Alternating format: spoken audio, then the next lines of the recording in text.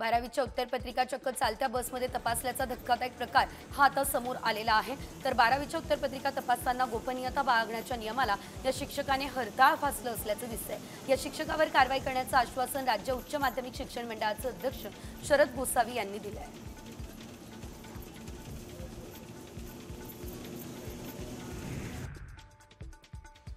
पुण्यात काँग्रेसने महापालिकेवरती धडक मोर्चा काढलाय। महापालिकेच्या बेजबाबदार प्रशासनाविरोधात काँग्रेसकडून निषेध मोर्चा सुद्धा काढण्यात आला असल्याचं एकंदरीत आपल्याला बघायला मिळालेलं आहे। काँग्रेस भवन ते पुणे महापालिका असा मोर्चा काढत पालिकेविरोधात जोरदार घोषणाबाजी करण्यात आली।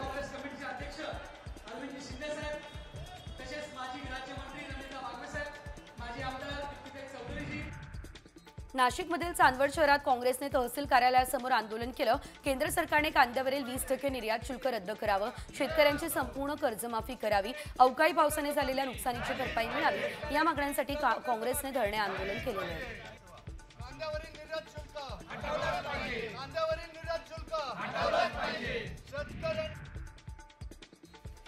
जळगावच्या चोपडामध्ये शेतकऱ्यांच्या प्रश्नांबाबत काँग्रेस कार्यकर्ते आक्रमक झाले। जळगाव जिल्हा काँग्रेस कमिटीचे माजी जिल्हाध्यक्ष संदीप पाटील यांच्या उपस्थितीत तहसीलदारांना शेतकरी प्रश्नांबाबत निवेदन देण्यात आले। निवडणुकीवेळी शेतकऱ्यांना दिलेल्या आश्वासनांची आठवण काँग्रेसने सरकारला करून दिली।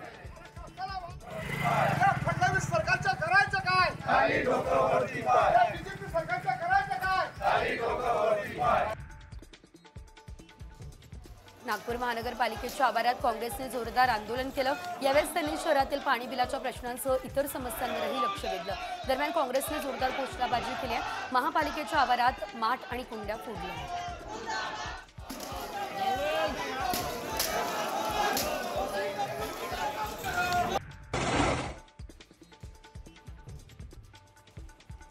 जळगावच्या मुक्ताईनगरमध्ये मतदारसंघात 2 आमदार 1 खासदार असून सुद्धा रस्ता तयार होत नाहीये। त्यामुळे गावकरी आता संतप्त झाले असल्याचे एकंदरीत आपल्याला बघायला मिळते। गावकरी विचारपूस करताना अधिकारी त्यांना उडवाउडवीची उत्तरं देत आहेत। त्यामुळे आता हा रस्ता कधी होणार याकडे गावकऱ्यांचं लक्ष लागलंय।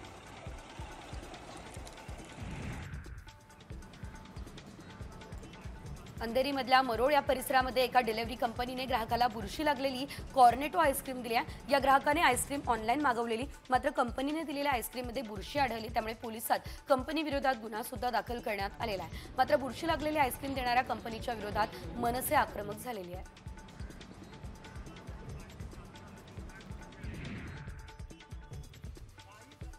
उल्हासनगर या ठिकाणी रस्त्यांच्या दुरावस्थेविरोधात काँग्रेसने निषेध आंदोलन केलं। यावेळी स्थानिक नागरिकांना झेंडूबाम आणि मास्क हे वाटप करण्यात आलेले आहेत। या उपोषणादरम्यान पालिकेला काही प्रमुख मागण्या आहेत। रस्ते इतके खराब आहेत की मानेला पट्टा लावावा लागतोय असं मत माजी मंत्री हुसेन दलवाईंनी यावेळी व्यक्त केलं आहे।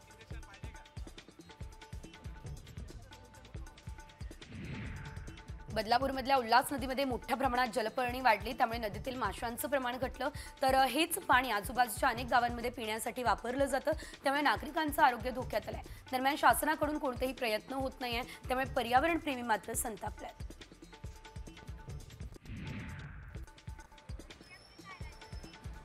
जळगावमधल्या अमळनेरमध्ये नगरपालिकेकडून रस्त्यांवरील अतिक्रमणावर धडक कारवाई झाली आहे। या ठिकाणी 70 हातगाड्या आणि 15 जणांचं साहित्य नगरपालिकेमध्ये जमा करण्यात आलंय। त्यांच्यावर दंडात्मक कारवाई करण्यात आली आहे। नगर परिषदेच्या कारवाईमुळे अनेक वर्षांनंतर शहरातील मुख्य रस्त्याने मोकळा श्वास घेतलाय।